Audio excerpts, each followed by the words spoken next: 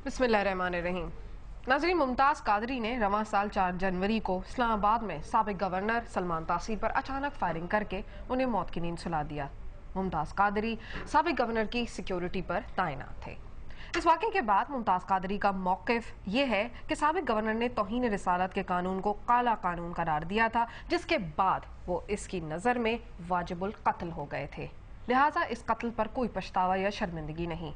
मुमताज़ कादरी पर 14 जनवरी पर फर्द जुर्म आयद की गई और मुकदमा चलाया गया, जिसके दौरान उसने एतराफ़ जुर्म भी किया।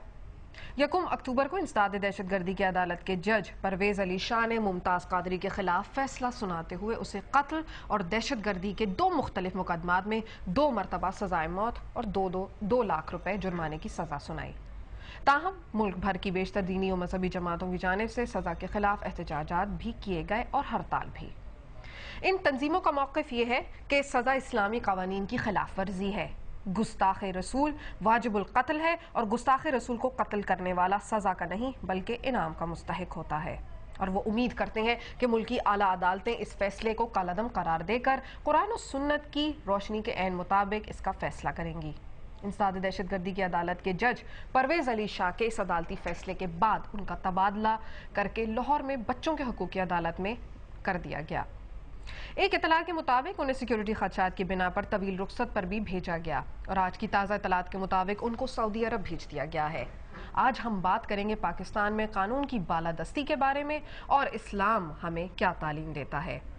मैं हूँ सोफिया जमाल और आप देख रहे हैं प्रोग्राम कब तक। आज शो में मुझे कराची स्टूडियो में ज्वाइन किया है हाजी हनीफ तैयब साहब ने, जो कि सेक्रेटरी जनरल है सुन्नी इत्तेहाद काउंसिल के, और उनके साथ मौजूद हैं नदीम फारूक पराचा साहब, जो कि सीनियर तज्ज़ियाकार हैं, और हमें लाहौर से ज्वाइन किया डॉक्टर फरीद पराचा साहब ने, जो कि रहनुमा जमात इस्लामी के, और हमें इस्लामाबाद से ज्वाइन किया है जनाब अतर मिनल्ला साहब ने, जो कि सीनियर एडवोकेट हैं सुप्रीम कोर्ट के। सबसे पहले सवाल मैं अतर मिनल्ला साहब से करूँगी। अतर साहब, कानून की बालादस्ती पाकिस्तान में क्या हो रही है और दीनी तालीमात क्या कहती हैं?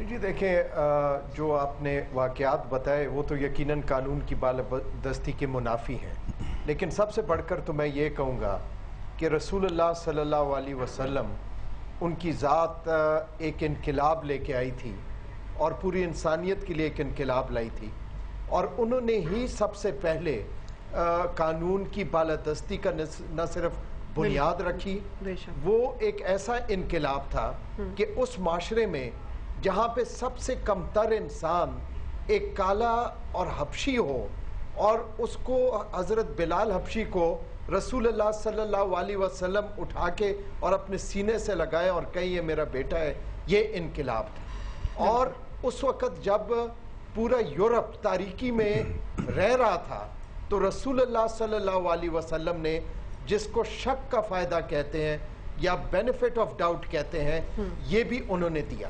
और शायद हम भूल गए हैं कि जब वो एक फातेह की तरह वो मक्के में अंदर जा रहे थे तो उनके सिपाही सालार ने 13 काफिर मार दिए थे।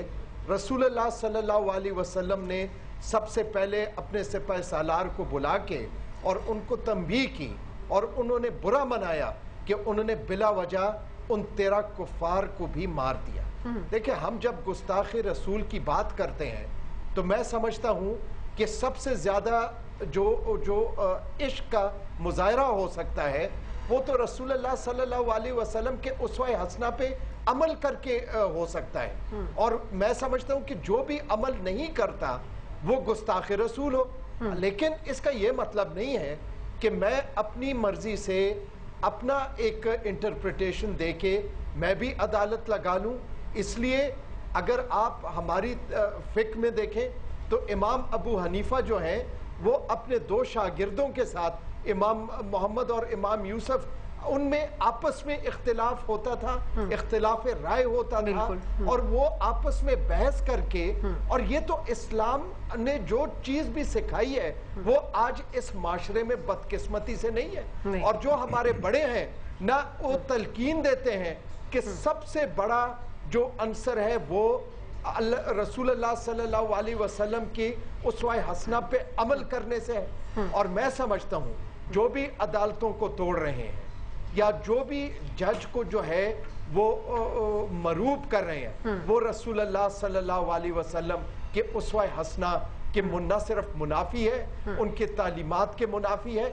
دیکھیں ہر ایک کا حق ہے کہ وہ اپنا کیس کرے, وہ اپنی اپیل میں جائے, لیکن یہ کسی کو بھی خواہ ہمارا قانون تو چھوڑ دیں, جس نام کی خاطر وہ یہ قتل کر رہے ہیں, میں سمجھتا ہوں کہ یہ سب سے زیادہ گستاخی جو ہے رسول اللہ صلی اللہ علیہ وسلم کہ اپنے اسوہ حسنہ کی. اچھا, میں عاطر صاحب اس وقت اس ڈسکشن کو آگے بڑھائیں گے. ناظرین مفتی صاحب سے بھی, حاجی صاحب سے بھی ان کا پوائنٹ آف ویو لیں گے, ڈاکٹر فرید پراچا سے بھی بات کریں گے, ندیم صاحب سے بھی بات کریں گے, لیکن ایک بریک کے بعد میرے ساتھ رہیے.